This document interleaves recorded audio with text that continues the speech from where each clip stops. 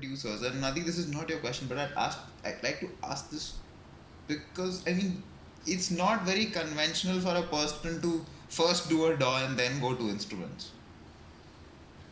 Yeah. And What are Barun you would getting at? concur. How does this work? I mean, I'm just interested in how your mind works, man. I mean, I the interface usually goes from instrument and then looking at it in a DAW function. You went exactly the opposite way. How do you? I mean, I remember you telling me that you don't really understand major minor chords, and you had whole songs laid down. I still do. Actually, I have a lot of music out there or in the pipeline, but I feel like so I just have technology to thank. I'll so to break down your question in the simplest of ways. If you're asking me how I visualize music, uh, I actually visualize it as a DAW. So if you were to play music thinking like, oh, I'll go from this fret to this fret to this fret, I'm thinking, okay, like I'm gonna go from like this, like I'm thinking in automation curves, like, okay, I'm gonna have my resonance go here with like a delay on it, and then I'm gonna make it pan, and then I'm gonna bring it back. So it's a little weird because I can't, like, the music is made after I sat down to make music. I'm not able to hear melodies in my head. I maybe only true geniuses have that. I don't know, or maybe like really skilled musicians, but I can't hear the music in my head. It comes one interval at a time. So let's say if I'm making like like if I'm working in A minor, and if I want to make a chord progression, the first chord itself will be made by first putting the A, then I'll see, okay, A, C, E, that is necessary, and then the embellishment on top will be taken by ear. So I'll go every note on top, skipping the notes I've already used to see what it sounds like, and then I'll work on the voicing. So like take the notes up or down, which will give it its inversion, and then the next chord. So it's longer work for sure, but it's just what I'm used to. Like after a while, it becomes your conditioning. Like for you to whip out a chord on your guitar is gonna be like, acha, theek hai, I'll go from this to that. Like I'll go a 1, 4, 5, whatever. Like whatever your like progression is that you have to cover or use. You'll be like, okay, da da da da da, I'll do this. For me, it's one interval at a time, unfortunately. But then the processing becomes so much easier because I've just been thinking in delays and reverb and bit crush, like. I think I would say that it's not some genius thing where you can hear the song and you think you can definitely hear a song in your head. I'm sure if you try to think of one of the songs that you've listened to 50, 100 times, you can sing the song on the spot, right? Whether it's off key, on key, nobody cares, right? Because there's no reference. But if a song, Right. if you've heard it 100 times, you can sing it. It's in your head, right? No, So I'm talking that. compositionally. Like to make new music, like I don't know how people Mm-hmm. go about that. The secret to that is that you don't really need to know an instrument. You don't need to know music, Tanmay, which is an answer to your question. So going from a DAW to instrument is possible, and I've had many students like that. The thing is that everybody knows music because everybody listens to music, and if you listen to music, you know music.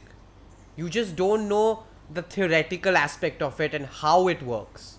But because you've been listening to music, say 20 years of your life, right? You can easily make a song that corresponds to everything you've heard. It'll be obvious that these parts were stolen from the song. Might be obvious, might not be obvious.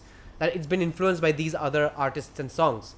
But but that's how music works. Is you listen to other music and you make a library of how music works in the general world.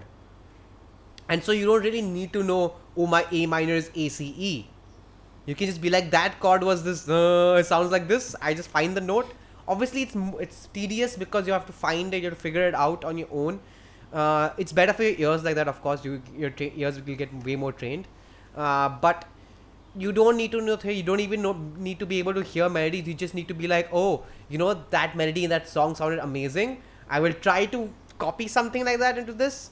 Play it slightly differently because my tempo is different, my beats is different, but I like that the movement of how it sounded, you know. So the final thing is that you don't really need to know. I mean, I shouldn't be saying this. I'm a teacher and I'm a producer. I'm a musician.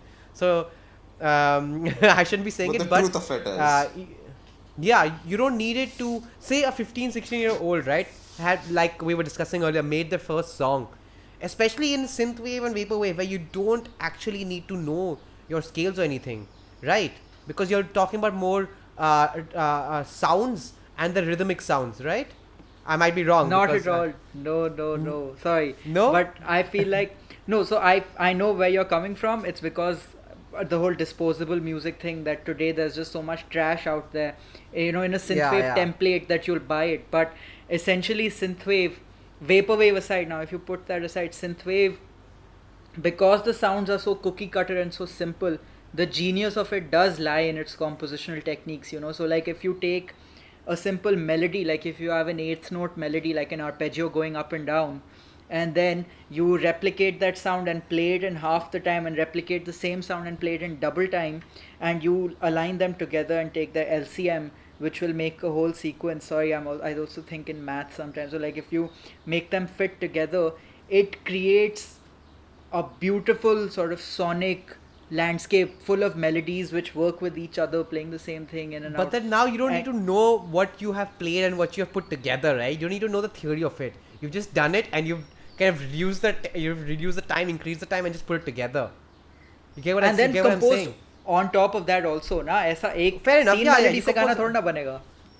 Huh, but now you have 3 melodies. If you've increased the time and you've decreased it, you have 3 melodies technically, right? You have 4. Yeah.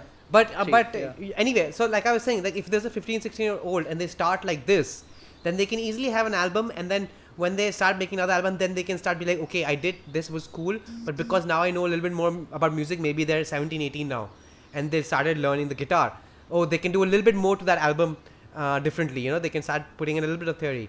So theoretical stuff helps, and it definitely increases and pushes up your knowledge and your ability to do more, your skills. But ultimately, if you have listened to music your whole life, especially if you listen to variety of music, you know things. It's in your head subconsciously. Absolutely.